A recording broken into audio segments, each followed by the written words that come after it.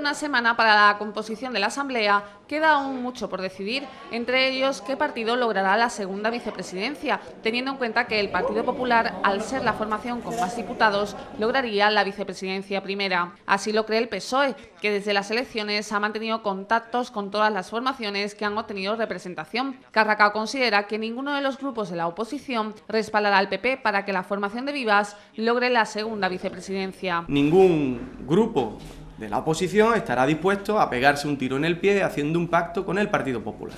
Eso sí, por el momento de esos encuentros mantenidos con los grupos de la oposición, el PSOE no ha tenido ninguna decisión cerrada. No hay ninguna posición cerrada respecto a cuáles van a ser las posiciones de los grupos con los que nos hemos ido reuniendo. Para Carracao, el hecho de que 14 años después exista la posibilidad de que la segunda vicepresidencia de la Asamblea sea para la oposición es sin duda una buena noticia.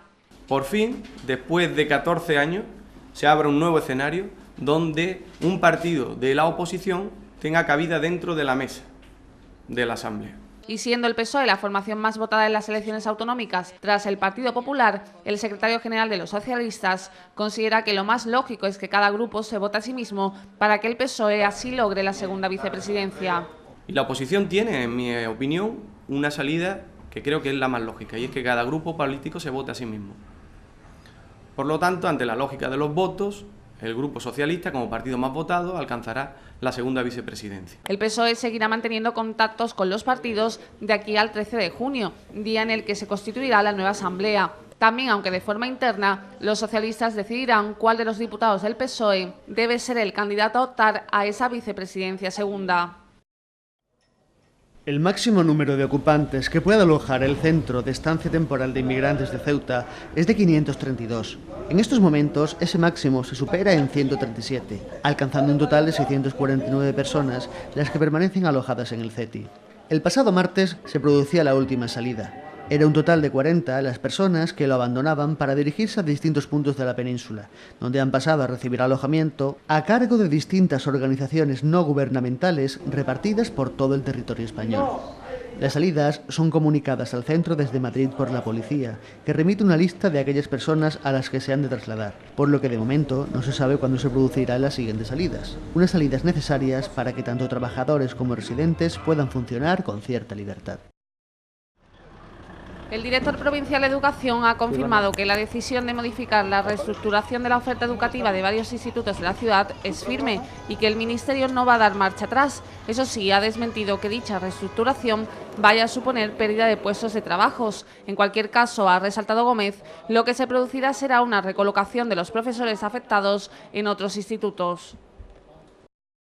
Se van a perder puestos de trabajo en ningún caso, si esto no va vinculado en ningún caso con el cupo que tenemos en la ciudad. El cupo se va a mantener para el curso que viene, no va a haber reducción ni minoración de efectivos que van a trabajar. Lo que va a haber es una recolocación o reestructuración de ese personal que tendrá que pasar de un centro a otro.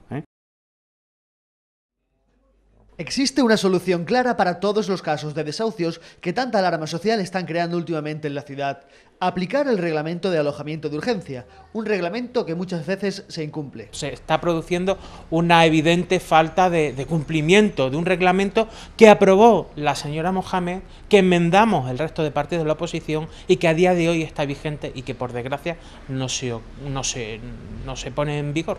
Y no se cumple con este reglamento porque no hay recursos. Primero que hace falta son recursos que a día de hoy no hay. Ceuta, teniendo en cuenta sus circunstancias geográficas, no cuenta con un albergue o no cuenta con él de forma efectiva. Con respecto a las declaraciones de Rabea Mohamed respecto a los recientes desahucios, rechazo, ya que esa insinuación de que las personas que por cualquier circunstancia se ve privada de algo tan fundamental como es la vivienda, deba acudir a la ayuda de familiares o inclusive marcharse del país, al país vecino, es evidenciar lo que tememos que ha estado pasando durante todos estos años en servicios sociales, que es una auténtica dejadez de responsabilidad. Y haciendo referencia al caso de la familia de Samia en Cría Caballar, Núñez cree que la solución es buscarle un alojamiento de urgencia, el que sea a día de hoy, el que tengamos. Si tiene que ser una pensión, pues una pensión tiene que ser.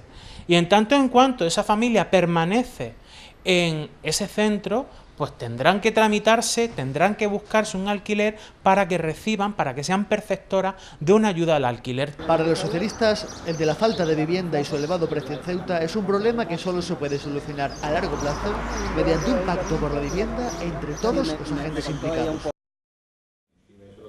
Siguiendo la línea marcada hace unos meses, Servicios Turísticos sigue mirando a Marruecos a través de actuaciones como la de formar a sus trabajadores en Darilla, el convenio con el Centro Comercial Abierto o el contrato de comercialización de Ceuta en el norte de Marruecos. Es un hecho que la llegada de turistas marroquíes ha crecido en los últimos tiempos y lo corroboran los datos aportados por Servicios Turísticos. La llegada de turistas extranjeros está en torno a los 6.300, ¿no?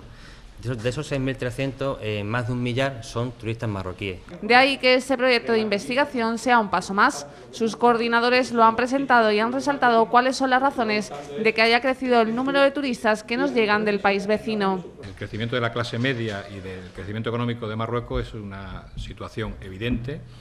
La situación de crisis económica de Ceuta también es evidente. Mejorando la atención a esos turistas, se conseguirá fidelizarlos.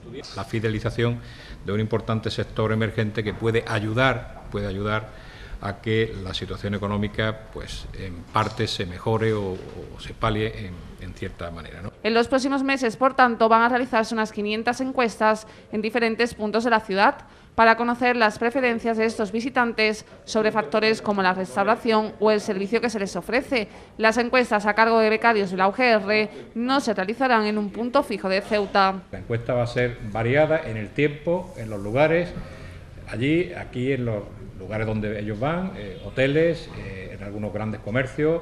El proyecto cuenta con una financiación de 8.000 euros y sus impulsores sí consideran oportuno repetir las encuestas periódicamente. Sí que sería interesante volver a repetir, pasado un tiempo, pues la encuesta para ver si de alguna manera se mantienen o se mantienen pues ese orden de preferencias que vamos a intentar recoger y que orientan las políticas